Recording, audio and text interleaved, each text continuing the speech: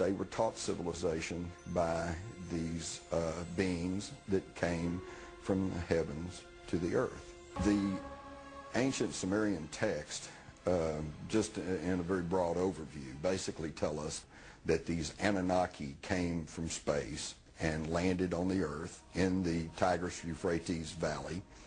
They began to set up a colony that they called Eden. In time, needing manpower, needing workers, jumped the gun on evolution using genetic engineering. And they produced a hybrid.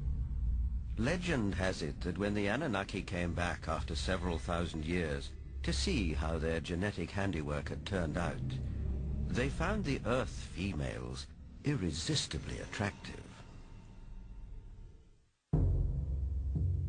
In our ancient past, there were advanced beings referred to as the Anunnaki, translated, those who from heaven to earth came. The idea that there was in our solar system a race of intelligent beings far older than us who are now gone would certainly force us to rethink lots of questions, including the question of human origins. Where did we come from? Could we be the products of genetic engineering? The hypothesis that modern science is only now catching up with ancient knowledge is inspiring scientists to increase efforts to rediscover that which may have been lost over time. Thanks to the science of archaeology, experts now know that the first great civilization emerged almost 6,000 years ago. Older than the Greeks, older than the Mayans, older than the Incas.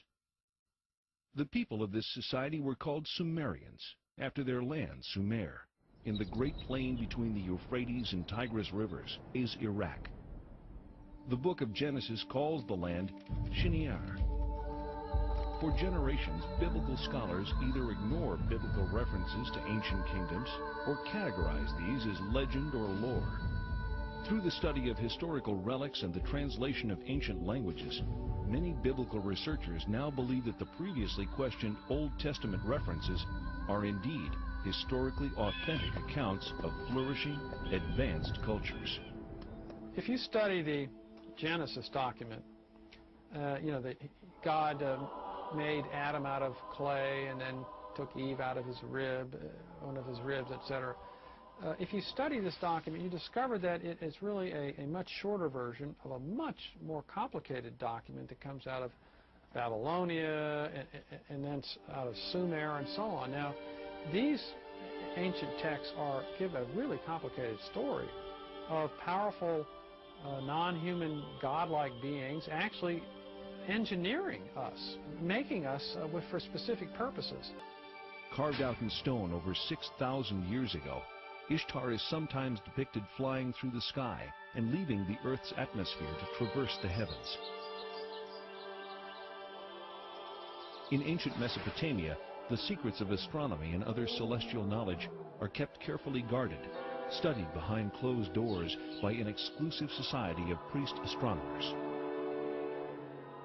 Cylinder seals like these are the only surviving record of these carefully guarded secrets. This clay tablet carries the print of a cylinder seal about 4,500 years old.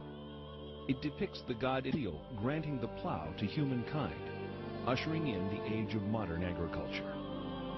On closer inspection, something completely remarkable can be seen. A detailed depiction of the complete solar system configured identically to that known to contemporary science. With the sun prominently figured in the center, each planet appears in its correct position and relative proportions to the other planetary bodies. On the outskirts is one additional planet, a tenth, not currently located by astronomers of our modern era. Astronomers around the world are on the lookout for this evasive celestial sphere, as a body of physical evidence indicates that it does in fact exist. According to the Sumerians, our solar system was invaded by a planetary body that caused collisions and disrupted the existing order.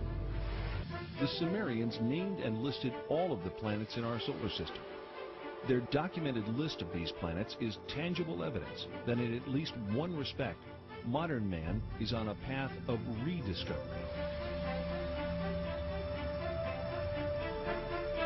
For 13 August 1978, which was just about 6 weeks after we discovered the fact that Pluto had a satellite. Once you have a satellite for a planet, you can determine how heavy it is. It turns out Pluto was very much smaller and lighter weight than we had thought, which meant that Pluto has no influence, no appreciable influence on the motions of the planets Uranus and Neptune. At that point, we voiced the hypothesis that this means that there is at least one yet to be discovered planet in the outer reaches of the solar system. Over the past 2 decades, physicists have joined astronomers in the mysterious Planet X. So if this planet turns out to be in a 3,600-year orbit, then its mass will be correspondingly larger. This one here is a map of the solar system as we know it. The inner planets, this is the orbit of planet Pluto. And this here is the orbit that I have proposed for the 10th planet. And here's where we think it is right about now in its orbit. If Planet X exists, we are not alone in this solar system. The surviving historical records of the Sumerians reveal the story of an intruder planet, Nibiru, which appeared out of deep space, drawn into the center of our solar system by the planetary pull of Neptune, Uranus, Saturn, and Jupiter. On an opposing orbital path with the 7th planet, a planet referred to in Sumerian records as Tiamat, Nibiru's new orbit of the Sun placed the 2 planets on a collision course. Nibiru, the intruder, is cast into a permanent clockwise solar orbit, heading to Earth's neighborhood once each 3,600 years, forever becoming the 12th member of our solar system.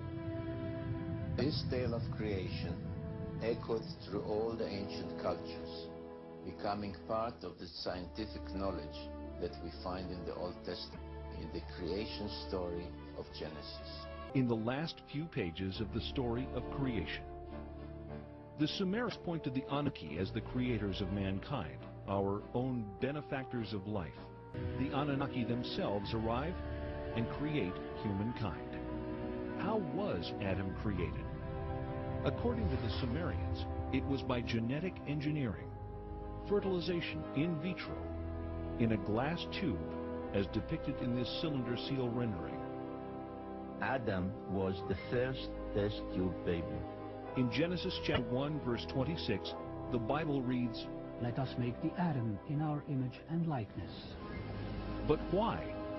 Sumerian documentation suggests the Anunnaki create humanity to assist in mining African gold that they need to save the dwindling atmosphere of their home planet, Nibiru. Judaism, Christianity, and Islam, the 3 great Western traditions, religious traditions, are all founded on the idea that there's something special about human beings. We did here accidentally, so we're not just some consequence of billions of years of pointless accidental permutations of life forms. No, we were created in the image of God. The creation really is about the process of our salvation.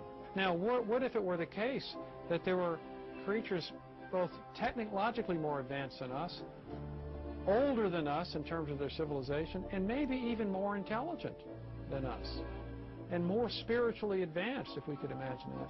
They tell an incredible story, the Sumerians do, of the Anunnaki, which is that there is another planet in our solar system, that gods, super beings, live on this planet, that these beings come to Earth.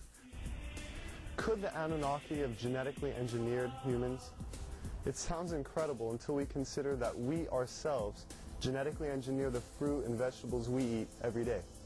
From tomatoes to apples and oranges to cloning Dolly the sheep.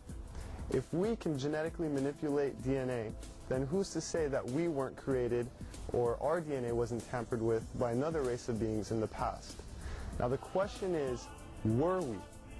Did they? And if we were, there must be some empirical evidence, some clues left behind, besides writing in a text that points to this.